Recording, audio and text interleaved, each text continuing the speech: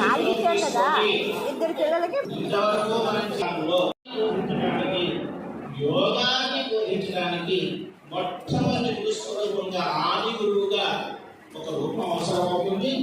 అప్పుడు మా యొక్క త్రిమూర్తుల శక్తులను వ్యక్తం చేసుకుని, అమ్మవారి యొక్క శక్తులు కూడా వ్యక్తం చేసుకుని, ఇతర దేవతల శక్తులు కూడా వ్యక్తం చేసుకుని మీకు ఒక పుత్రుడిగా జన్మిస్తాము అని చెప్పి అనసూయామాతకి అగ్నిమహామునికి వరమించి వారి వారి ప్రదేశాలకు వారు వెళ్తారు.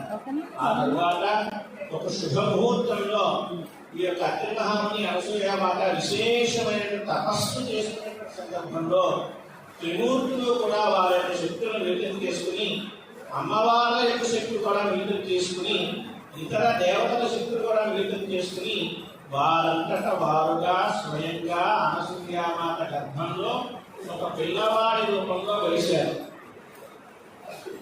అంటే వారి యొక్క శక్తిని ఒక పిల్లవాడి రూపంలో దత్తతగా ఇచ్చుకున్నారు.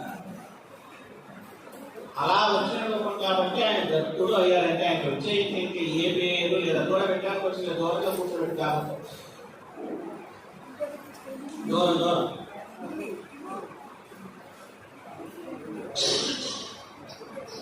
అలా వచ్చిన రూపం కాబట్టి ఆయన దత్తుడు అయ్యారంట. కానీ పిలవడానికి పేరు కావాలి కదా, మన నామకరణం చేసేటప్పుడు నా వ్యావహారిక నామనామ పేరు రాయాలి కదా, తీసుకున్నారు ఆసక్తిగా. అత్రి మహామునికి కుమారుడిగా వచ్చాడు కాబట్టి ఆత్రేయుడు అని, దత్తతగా వచ్చిన కుమారుడు కాబట్టి దత్తాత్రేయుడు అనేటువంటి పేరుతో ఈ స్వామి చిన్నతనం నుంచే ఎంతో విశేషమైనటువంటి విభూతిని అంటే ఆయన మహత్తుల్ని చూపిస్తూ ఉన్నారు. ఎంతో మంది ఋషులు, ఎంతో మంది యోగులు ఆయన దగ్గరికి వచ్చి నేర్చుకుంటూ ఉండేటువంటి వారు.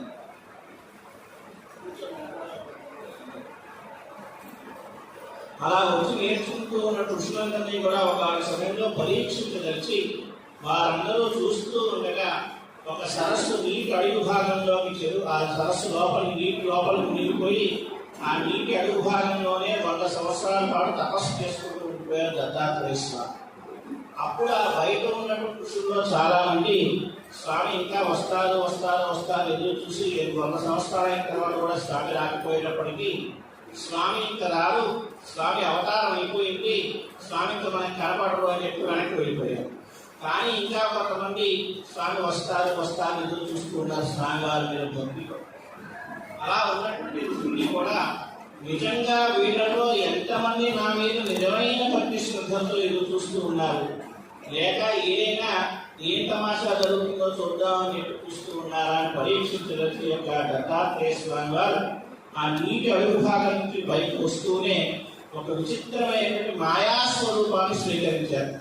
ఆ స్వరూపం ఎలా ఉన్నది అంటే ఋషిలాగా జటలు, రుద్రాక్షమాలలు, కాషాయ వస్త్రాలు, దండక మండలాలు ఇవేమీ లేకుండా చక్కగా పట్టుబట్టలు కట్టుకుని పూలమాల ధరించి ఒంటికి గంధం రాసుకుని మద్యాన్ని సేవిస్తూ ఒక స్త్రీని ఒళ్ళో కూర్చోబెట్టుకుని చుట్టూ గానా భజానా అంతా పెట్టుకుని చాలా విలాసవంతంగా పైకి తేలారు.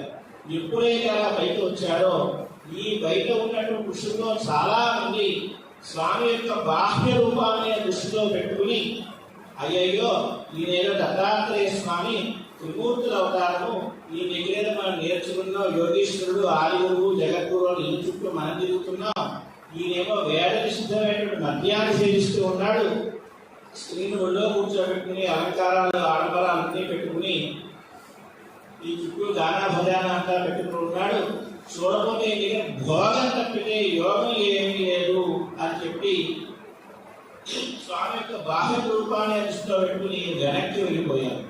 కానీ అతి కొద్ది మంది ఋషులు మాత్రం స్వామి నీ పరీక్షను మేము తట్టుకోలేమయ్యా, మమ్మల్ని అనుగ్రహించు, మాకు నిరూప సాక్షాత్కారాన్ని అనుగ్రహించు, మమ్మల్ని పరీక్షించడానికి నీ రూపంలో వచ్చావు కానీ నీ అసలు రూపం ఇది కాదయ్యా, నీ పక్క ఉన్నటువంటి స్త్రీ కూడా ఎవరో కాదు, త్రిమూర్తుల రూపం బ్రహ్మ విష్ణు మహేశ్వరుల త్రిమూర్తుల రూపం నీవైతే, త్రిమాతల రూపం మహాలక్ష్మి మహాకాళి మహాసరస్వతి త్రిమూర్తుల రూపం నీవైతే, త్రిమాతల రూపం ఆవిడ, కాబట్టి నాకు నిరూప సాక్షాత్కారాన్ని అనుగ్రహించండి అని చెప్పి నమస్కారం చేసుకుంటూ ఏవైతే మాకు దోషాలుగా కనిపిస్తున్నాయో జరుగుతున్నాయో ఈ మధ్య సేవించే ఆడంబరాలు అలంకారాలు నాటక కళ్యాణాలు ఇవన్నీ కూడా నీ అసలు రూపం కాదయ్యా. ఈ బయటికి మాకు దోషాలుగా కనిపించేవి ఏవి కూడా నీకు అంటవు. అధము అంటే దోషము పాపము అని అర్థం. ఏ దోషము లేనటువంటిది కాబట్టి అనఘము అయింది. కాబట్టి ఒక పరీక్షగా మీరు స్వీకరించారు తప్పితే ఈ దోషాలు ఏవి కూడా నీకు అంటవు. కాబట్టి నీవు అనఘా స్వామిని, ఆవిడ అనఘా లక్ష్మీదేవి, మాకు నిజరూప సాక్షాత్కారాన్ని అనుగ్రహించండి అని చెప్పి ఎవరైతే నిజమైన భక్తి శ్రద్ధలతో ఈ యొక్క స్వామివారిని అమ్మవారిని ప్రార్థించారో వారందరికీ కూడా దత్తాత్రేయ స్వామి నిజరూప సాక్షాత్కారాన్ని అనుగ్రహించి వారికి కావాల్సిన యోగాన్ని, తత్వాన్ని, జ్ఞానాన్ని బోధించారు. ఆ తరువాత ఈ యొక్క దత్తాత్రేయ స్వామి అనఘాలక్ష్మీదేవి అలాగే గృహస్థ రూపంలోనే సహ్యాద్రి పర్వత ప్రాంతాల్లో కుటీరాన్ని ఏర్పాటు చేసుకుని అక్కడే తపస్సు చేసుకుంటూ ఉన్నారు. అలా తపస్సు చేసుకుంటూ ఉన్నటువంటి సందర్భంలో పూర్వం జంభాసురుడు రాక్షసుడు ఉండేటువంటి వాడు. ఆ రాక్షసుడు చాలా తపస్సు చేసి బ్రహ్మగారి దగ్గరికి విశేషమైన వరాలు పొంది ఆ బల గర్వం చేత స్వర్గం మీద దండెత్తి ఇంద్రాది దేవతలందరినీ కూడా హింసించడం ప్రారంభించారు. ఆ ఇంద్రాది దేవతలందరూ కూడా వాటితో చాలాసేపు యుద్ధం చేసి వాడి ఉన్న వరబలాల చేత వాడిని గెలవలేక చివరికి స్వర్గం విడిచి పారిపోయారు. అలా పారిపోతున్న ఇంద్రాదేవతల్ని కూడా ఏ విధంగా సరే పట్టుకు చంపేయాలనే ఉద్దేశంతో ఈ యొక్క జంభాసులు మిగతా రాక్షసులు వాళ్ళకి తప్పుకుంటూ వస్తున్నారు. అలా ప్రాణభయంతో పరుగులు తీస్తూ ఈ ఇంద్రాదేవతలు కూడా ఎక్కడైతే దత్తాత్రేయ స్వామి గారు అనఘాలక్ష్మీదేవి తపస్సు చేసుకుంటూ ఉన్నారో ఆ ప్రదేశానికి వచ్చేటప్పటికీ ఈ దత్తస్వామిని అనఘాలక్ష్మీదేవిని చూసి ఆహా, ఈయన త్రిమూర్తుల అవతారము దత్తాత్రేయ స్వామి, ఆవిడ త్రిమాతల అవతారము అనఘా మహాలక్ష్మీదేవి, వీళ్ళే మన్ని ఈ కష్టం నుంచి రక్షించగలరు అని చెప్పి వాళ్ళు ఆలోచన చేసి దత్తస్వామి పాదాల మీద పడి, స్వామి మమ్మల్ని అనుగ్రహించండి, మాకు ప్రాణభిక్ష పెట్టండి అని చెప్పి స్వామి పాదాల మీద పడి జరిగిన కష్టంగా కూడా చెప్పారు. అప్పుడు దత్తాత్రేయ స్వామి వారికి కావలసినటువంటి దత్తాత్రేయ స్వామి వారు వారికి అభయం ఇచ్చారు. అనఘాలక్ష్మి మాత వారికి కావలసినటువంటి భోజనాలు, కుటీరాల ఏర్పాట్లన్నీ కూడా చక్కగా ఏర్పాటు చేసి మీరు ప్రశాంతంగా ఉండండి, స్వామి యొక్క అభయం ఉన్నంత వరకు మీకు ఎటువంటి కష్టము రాదు, మీరు ప్రశాంతంగా ఉండండి అని వారికి కావాల్సిన ఏర్పాట్లన్నీ కూడా చేసింది. అయితే ఈ యొక్క జంభాసుని జరుపుకుంటూ, ఈ యొక్క ఇంద్రుడిని జరుపుకుంటూ ఈ జంభాసుడు మిగతా రాక్షసులు కూడా అదే ప్రదేశానికి వచ్చి దత్తాత్రేయ స్వామిని అనఘాలక్ష్మీదేవిని చూసి వాళ్ళల్లో ఉన్నటువంటి రాక్షస గుణాల చేత ఈయన త్రిమూర్తుల అవతారము దత్తాత్రేయ స్వామిని కానీ ఆవిడ త్రిమాతల అవతారము అనఘా మహాలక్ష్మీదేవిని కానీ ఏమాత్రం ఆలోచన లేకుండా ఇంత అందంగా ఉన్నటువంటి స్త్రీ ఈ ముక్కు మూసుకు జపం చేసుకునే ఈ బ్రాహ్మణ దగ్గరికి నాతో పాటు నా రాజ్యంలో నా భార్యగా ఉండాలి అని చెప్పి ఎవరికి వాళ్ళకి దుర్బుద్ధి కలిగింది. చివరికి రాక్షసరాజైన జంభాసురుడు ఈ ఎవరి దగ్గర కాదు, నా భార్యగా నా దగ్గర ఉండాలి అని చెప్పి అమ్మవారిని ఎత్తుకు వెళ్ళిపోయేటువంటి ప్రయత్నం చేశారు. ఈ జరగబోయేదంతా దత్తస్వామికి తెలుసు కాబట్టి ఆయన నిశ్చలంగా చూస్తూ ఉన్నారు. ఈ తీసుకు వెళ్ళేటువంటి ప్రయత్నంలో ఆ యొక్క జంభాసుడు అమ్మవారిని శిరస్సు మీద తల మీద పెట్టి తీసుకునేటువంటి ప్రయత్నం చేశారు. అనఘా మహాలక్ష్మికి రాగా లక్ష్మీదేవి ప్రధానంగా ప్రతి మానవుడి శరీరంలో 7 స్థానాల్లో ఉంటుంది. పాదాల్లోనూ, వక్షస్థలంలోనూ, ఊరులోనూ, కంఠంలోనూ, ముఖంలోనూ, ఇలా మొదటి 6 స్థానాల్లో ఉన్నటువంటి కూడా లక్ష్మీదేవి చాలా యోగప్రదాయం. మనందరికీ అనుభవమే, మనందరం వింటూ ఉన్నాం, మన ఇంట్లో ప్రతిరోజు కూడా జరుగుతున్నటువంటి వీళ్ళ చేతితో ₹1 ఇస్తే మనకు కలిసి వస్తుంది, వారి నోట మంచి మాట అంటే మనకు కలిసి వస్తుంది, మన ఎదురుడానికి చూస్తాం కదా, వారి ముఖం చూసి వెళ్తే మనకు మంచి పని జరుగుతుంది. ఇవన్నీ అంటే వారి యొక్క ఆయా స్థానాలకు లక్ష్మీదేవి యొక్క అనుగ్రహం ఇంకా విశేషంగా ఉంది. మొదటి 6 స్థానాల్లో ఉన్నంత వరకు కూడా లక్ష్మీదేవి చాలా యోగప్రదాయాన్ని, అష్టైశ్వర్యాన్ని, మంచి తీసుకృష్ణ అన్నింటినీ అనుగ్రహిస్తుంది. 7వ స్థానం శిరస్సు మీద ఎప్పుడైతే ఎక్కిందో అంటే తల మీద ఎప్పుడైతే ఎక్కిందో దాని అర్థం ఏంటంటే మనకు ఉన్నటువంటి ఐశ్వర్యాన్ని కానీ, అధికారాన్ని కానీ, విద్యను కానీ దేన్నైనా సరే సక్రమంగా వినియోగించుకోకుండా అధర్మంగా అహంకారాన్ని పోయి అధర్మంగా ప్రవర్తిస్తే వారు సర్వనాశనం అవుతారు. వారు కళ్ళు నెత్తికెక్కాయరా అంటారే అధికారంతో, ధర్మంతో, అధికారంతో, విద్యతో ఆ కళ్ళు నెత్తికెక్కడం అంటే అర్థమే అది. కాబట్టి ఏమి ఆలోచించకుండా ఆ యొక్క జంభాసుని ఎప్పుడైతే అమ్మవారిని ఉన్నాడో ఆవిడ యొక్క యోగ శక్తితో వాడి యొక్క సహస్రాల నుంచి వాడుకున్న తపశ్శక్తిగా ఒక్కసారిగా హరించేసింది. ఎప్పుడైతే తపశ్శక్తి పోయిందో వాడుకున్నట్టు వరబలాలన్నీ కూడా పోయింది. అయినప్పటికీ రాక్షసుడు కాబట్టి శారీరక బలం చాలా అధికంగా ఉంది. ఈ శారీరక బలంతో అమ్మవారు ఎట్టి వెళ్ళిపోయేట్టు ప్రయత్నం చేశారు. అదే సమయానికి దత్తాత్రేయ స్వామి వాడి ఒక దీక్షణంగా ఒక్కసారి చూశాడంటే అలా చూసేటప్పటికే వాడి నరాల్లో శక్తిగా కూడా ఆయన యొక్క యోగ దృష్టి ద్వారా ఒక్కసారిగా హరించేశారు. ఎప్పుడైతే స్వామివారి ప్రభావంతో శారీరక బలాన్ని పోగొట్టుకున్నాడో, అమ్మవారి ప్రభావంతో వరబలాన్ని పోగొట్టుకున్నాడో, అలా పూర్తిగా బలహీనుడైనటువంటి జంభాసుని ఇంద్రుడు అత్యంత సునాయాసంగా యుద్ధం చేసి సంహరించారు. ఆ తర్వాత ఇంద్రాదేవతలు కూడా మళ్ళీ దత్తస్వామి దగ్గరికి వచ్చి, స్వామి మీ అనుగ్రహం చేతనే మేము ఈ కష్టం నుంచి బయటపడగలిగాము, మా రాజ్యాన్ని మేము పొందగలిగాము, మా ఐశ్వర్యాన్ని మేము పొందగలిగాము, మా అధికారాన్ని మేము పొందగలిగాము. స్వామి ఎప్పుడూ మీ యొక్క అనుగ్రహం మా మీద ఈ విధంగా ఉండవలసింది అని చెప్పి నమస్కారం చేస్తున్నాం. దీని అర్థం ఏంటంటే ఎవరైతే దత్తస్వామి నిశ్చలమైన భక్తి శ్రద్ధలతో ఆరాధన చేస్తారో వారికి అధికారం కానీ, ఐశ్వర్యం కానీ ఏదైనా సరే సక్రమమైన వృత్తిలో ఉండే ప్రతి వ్యక్తిని కూడా అది సంపూర్ణంగా అనుగ్రహిస్తాడు అని చెప్పి మనకి వృత్తాంతంలో తెలియజేస్తూ ఉంటుంది. ఆ తర్వాత ప్రపంచమంతా సుఖంగా శాంతిగా ఉండాలి అనేటువంటి సత్సంకల్పంతో దత్తాత్రేయ స్వామి విద్యుపర్వత ప్రాంతాల్లో బ్రహ్మోత్తరమును విశేషమైన తపస్సు చేశారు. ఆ తపస్సు ఎంత కష్టమైందంటే ఒంటికాలు మీద నిలబడి చేతులు పైకెత్తి నమస్కారం చేసుకుని కళ్ళు మూసుకులా తీవ్రంగా ధ్యానం చేసుకుని తపస్సు చేయాలి. అలా 3,000 దివ్య సంవత్సరాలు పాటు చేశారు దత్తాత్రేయ స్వామి.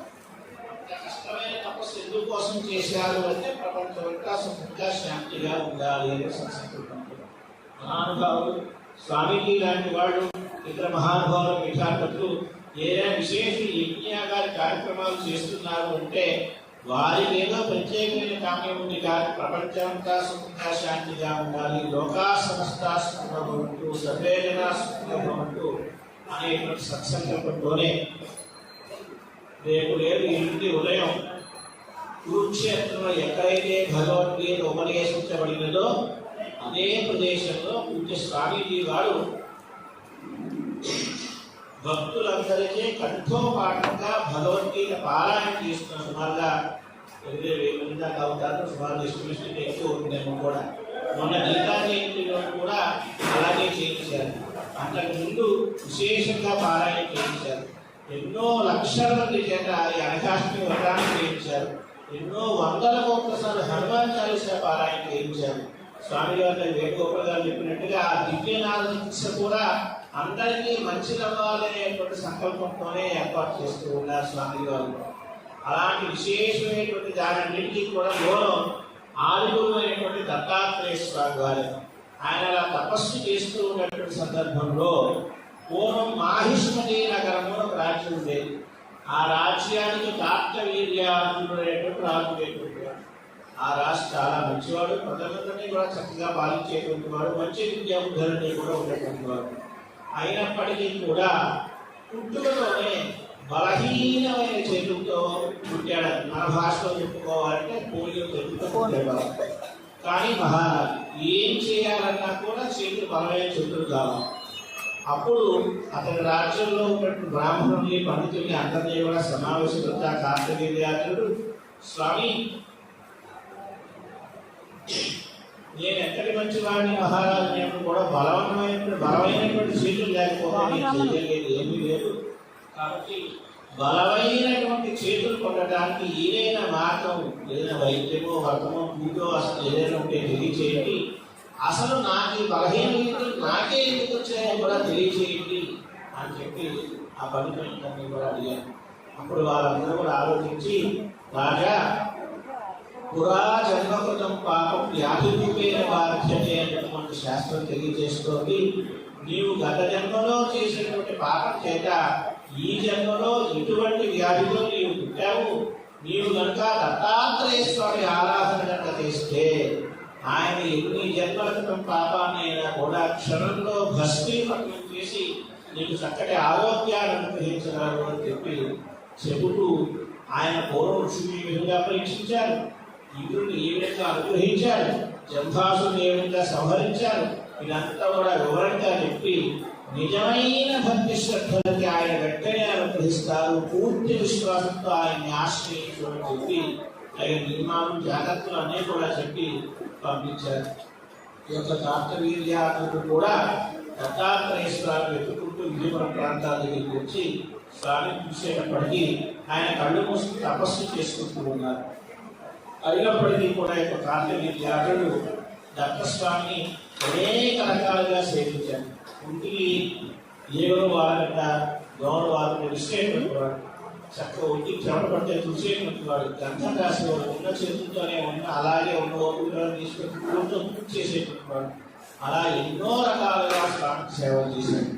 చేసిన తర్వాత ఈ దత్తాత్రేయ స్వామి ఈ యొక్క కార్తవీర్యాత్రుడి యొక్క అనుగ్రహం కలిగి వీడు కేవలం ఫలాపేక్ష బుద్ధిలో వచ్చాడా లేక ఏ విచిత్రం జరుగుతున్నారో వచ్చాడా అని పరీక్షించదలిచి కళ్ళు తెరిచిన ఆయన ఎవరు నువ్వు ఎందుకు వచ్చావు ఏ విషయం అడిగారు. వెంటనే ఆ యొక్క కార్తవీర్యాత్రుడు స్వామి నేను మహేశ్వరి నగర్ నుంచి వచ్చాను, బలమైన చేతులు కావాలని వచ్చాను స్వామి అని చెప్పి వాడి కష్టం వాడి గోడంతా చెప్పుకున్నాడు. అప్పుడు దత్తాత్రేయ స్వామి వాడిని పరీక్షించి ఆయన అనవసరంగా ఇంత దూరం వచ్చావయ్యా, నేనంత అనుగ్రహించగలిగిన వాడిని అయితే నేను మళ్ళీ తపస్సు చేసుకోవాలని పరిస్థితి ఏంటి, కాబట్టి అనవసరంగా దూరం వచ్చావయ్యా అని వాడిని మధ్య పెట్టేటువంటి ప్రయత్నం చేశాను. అయినప్పటికీ కూడా కార్తవీర్యాత్రుడు పూర్వం జంభాసుని ఏ విధంగా ఆ యొక్క ఋషులు ఏ విధంగా పరీక్షించడం తెలుసుకున్నటువంటి చేత దత్తాత్రేయ స్వామి ఏ విధంగా పరీక్షించడం తెలుసుకున్నటువంటి చేత ఆ దత్తస్వామి పాదాలను పడి స్వామి నువ్వే నాకు దిక్కు, నువ్వే నన్ను అనుగ్రహించాలి అని అలాగే స్వామి పాదాలను ప్రార్థించాడు. స్వామిని కొడతానని తిడతానని ఎన్నో రకాలుగా బెదిరించాడు. చంపినా కూడా నువ్వే నాకు దిక్కు స్వామి అని చెప్పి స్వామి పాదాలను నిశ్చలమైన భక్తి శ్రద్ధలతో సంపూర్ణమైన భక్తి శ్రద్ధలతో ఎప్పుడైతే స్వామి ప్రార్థించాడో వెంటనే దత్తాత్రేయ స్వామి వారి నిజోగ సాక్షాత్కారాన్ని అనుగ్రహించి నీకు ఏం వరం కావాలో కోరుకో అని చెప్పి ఆశీర్వదించాడు. వెంటనే కార్తవీర్యాత్రుడు స్వామి నాకు బలమైన చేతులు కావాలి అని ప్రార్థించాడు. వాడు వచ్చిన పనులే కదా, స్వామి నాకు బలమైన చేతులు కావాలి అని ప్రార్థించాడు. తథాస్తు 2 చేతులేంటి నువ్వు కోరుకున్నప్పుడు 1000 బలమైన చేతులు వస్తాయి అని చెప్పి ఆశీర్వదించాడు. అందుకే కార్తవీర్యాత్రుడు సహస్రబాహు అని పేరు. అంటే మనం కోరుకున్న దానికన్నా కూడా 1000 స్వామి అనుగ్రహిస్తాడు అంటారు ఉదాహరణ. ఇంకా ఏం మనకు కావాలో కోరుకోండి. స్వామి నేను మహారాజును కాబట్టి 4 సముద్రాల పర్యంతం ఉన్న భూమిని నేనే ఏకచిత్రానికి రాజ్యం చేయాలని కోరుకుంటున్నాను స్వామి అని. తథాస్తు నువ్వు చక్రవర్తి అవుతావో అని ఆశీర్వదించాడు. ఇంకేం మనకు కావాలో కోరుకోండి. స్వామి పుట్టినవాడు ఎప్పటికైనా చనిపోక తప్పదు కదా, కాబట్టి నాకు సాధారణమైనటువంటి మరణం పోతుంది. నీ అంతటి మహావీరుల చేతుల్లోనే యుద్ధం చేస్తూ మరణించి తద్వారా వీరస్వర్గాన్ని పొంది తద్వారా ముక్తిని పొందాలి స్వామి అని చెప్పి ప్రార్థించాడు. తథాస్తు ఇంకేం మనకు కావాలో కోరుకోవాలి. అప్పుడు కార్తవీర్యాత్రుడు పూర్వం జంభాసుడికి విశేషమైన వరాలు ఉండటం చేత ఎలాగైతే అహంకారానికి పోయి అధర్మంగా ప్రవర్తించి నాశనం అయిపోయాడో తెలుసుకుండటం చేత స్వామి ఎప్పుడైనా సరే దత్తాత్రేయ స్వామి సంపూర్ణంగా అనుగ్రహించి ఇంకా ఏం వరం కావాలో కోరుకుంటుంది. స్వామి నాకు ఏ కోరిక లేదా నీ అనుగ్రహం తీర్చాలని నమస్కారం చేశాను. నాకు ఇంకా ఏ కోరిక లేదు అనే సంతృప్తి ఉండేట్టుగా ఒక్కసారి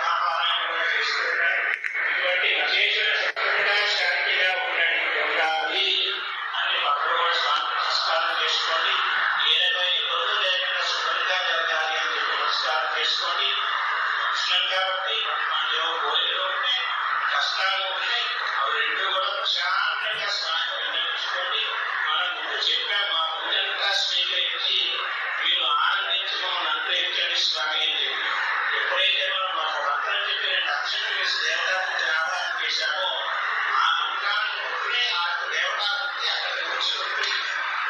అందులో దత్తాత్రేయ స్వామి స్మరణ ఆయన మంత్రంతో కూడా నేను దత్త అన్న స్మరణ చేయగానే నేను దత్త అన్న తానే కూర్చుంటే ఆయన కూర్చున్న దగ్గరే ఉన్నాడు.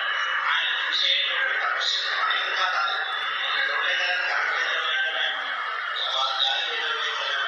కాబట్టి అక్కడ విశేషమైనటువంటి విశేష వృత్తాన్ని ప్రాచరించారు.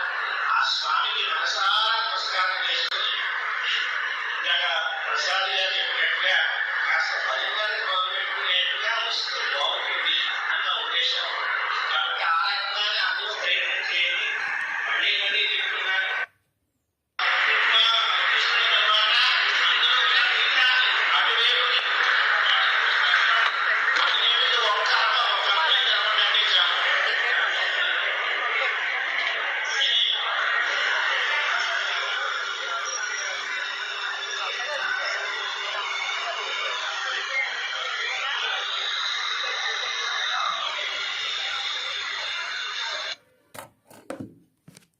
దేవుణ్ణి ఒకవైపు జరిపి ఉద్వాసన చెప్పవలను.